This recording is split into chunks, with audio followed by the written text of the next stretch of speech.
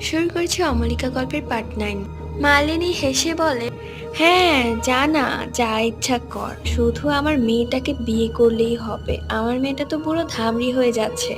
পরে দেখা যাচ্ছে তুই আমার মেয়েকে বিয়ে না করলে আর কেউ বিয়ে করবে না। এমনিতেও তোর জন্য অনেকগুলো সম্বন্ধ ভেঙেছে। তবে মাছ ধরতে যাবি যা, কিন্তু এত রাত হয়ে গেছে, একটু জলদি ফিরে আসিস। গ্রামের কথা তো আগে থেকেই জানিস, আমার আর নতুন করে কিছুই বলার নেই। আগের মতোই সব চলছে, সাবধানে থাকিস তোরা।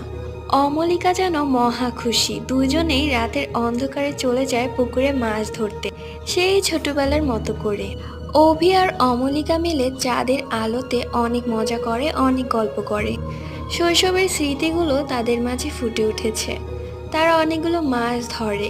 এখানে হাস্যকর ব্যাপার হচ্ছে, পুকুর থেকে এতক্ষণ যা মাছ ধরেছিল, আসার সময় সবগুলো পুকুরেই ফেলে দিয়ে আসে। পরবর্তী গল্প পার্ট 10।